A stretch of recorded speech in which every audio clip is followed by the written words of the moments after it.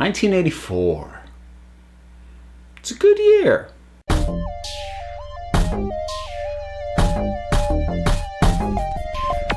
Wonder Woman news. So, the sequel to Wonder Woman, now officially titled Wonder Woman 1984, has begun shooting, and we have the first publicity stills to show it.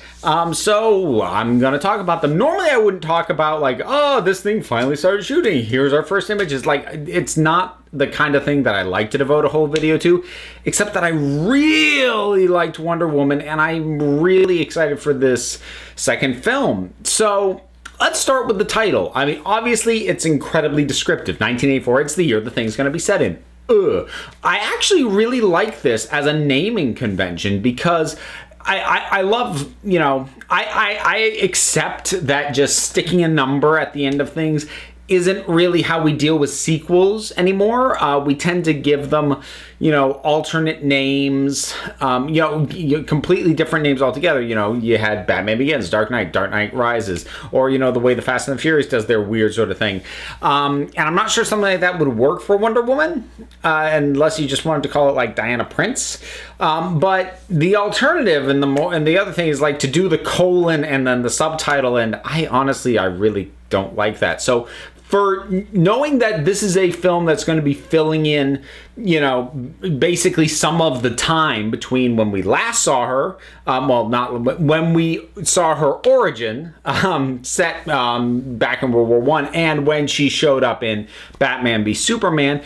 So I think honestly a really cool way to make it immediately clear. Like, they don't even have to worry about like when a first trailer comes out or whatever, people are going like, wait, when is this? It's the title. The title tells you when it's set, and I actually think it just kind of rolls off the tongue well. Wonder Woman 1984, and also calling it something like this actually would enable them, if they wanted, with further sequels, to not even have to set it after 1984. You could set it earlier. We could get Wonder Woman 1966 down the line and it'd be fine. Whereas if this was called, you know, Wonder Woman 2, you know, it would be weird if Wonder Woman 3 was set before that. And if we had just done the subtitles and colons, it probably just would have been called something stupid. So title I like. As for the images, there is one that I just really like and one that makes me nervous. So the one that I like is this one. This shot, I like the color, the mood. I love the palette. It pops. It's vibrant, which is what I want. Wonder Woman was, of course, one of the more colorful DC films, but they did still kind of do the desaturated thing during the World War I sections, which thematically fit. You know, man's world was dark and gray and ugly compared to Themyscira. So that all fit. That matched fine, but it's nice to sort of see us now completely leave that desaturated palette behind.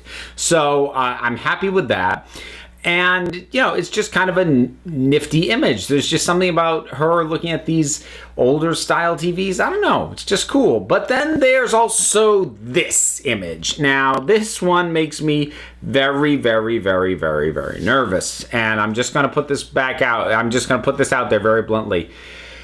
I really need this to be a dream sequence or a vision or the villain somehow messing with her. I need this to not be Steve Trevor coming back from the dead. I need it to not be that.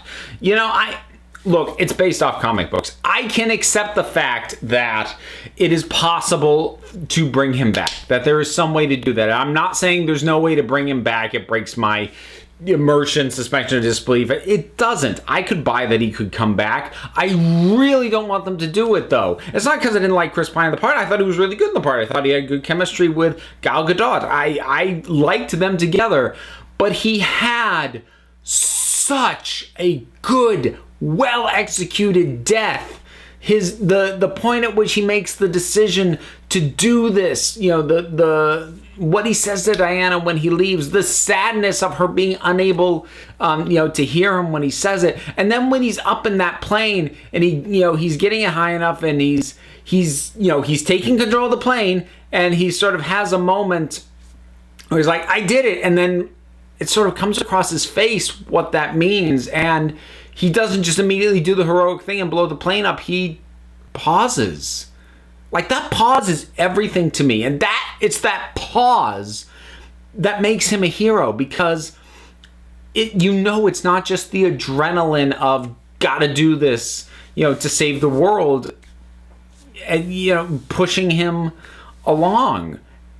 He pauses. This is a measured decision. It makes it more tragic. It makes it more powerful. It makes it a great death. And while I can accept that it is possible for basically any character in a superhero movie to be able to be brought back from the dead, when it is such a perfectly done death as that, I don't want to see it undone, because it retroactively makes that moment, which is a great moment from the previous film, empty. It robs it of meaning. It's part of the reason. There are many reasons, but it's part of the reason I can't stand the Doctor Who episode Hellbent, because it undoes a incredibly excellently done death of a character from 2 episodes previous. I hate that. So it is really important to me that this is not actually Steve Trevor back from the dead appearing now in 1984. The fact that he's just kind of standing there in what looks, at least to my eye, like a school or something, like, that's not a place he belongs, and I read that as a bit of a just strange look on him. I am, at this point, for my own comfort and sanity, choosing to believe that this is some sort of, like I said, dream sequence, vision. He's maybe even reaching out from the Greek underworld, like from Hades. Like, fine, I'll buy that, but just not back alive. Please don't do that. And that's about all that I have to say. There's not too much else to go. I think the next thing that I'm going to be really curious to see is when we're going to get our first look at Kristen Wiig as Cheetah, who's the villain. Now, I like Cheetah as a villain quite a bit, actually. I also don't like Kristen Wiig. I can't really quantify that. I can't be like, because X. She's one of those actors who I just don't like her. There's something about her that rubs me the wrong way. I've got a few like that. There's her. There's Sam Rockwell.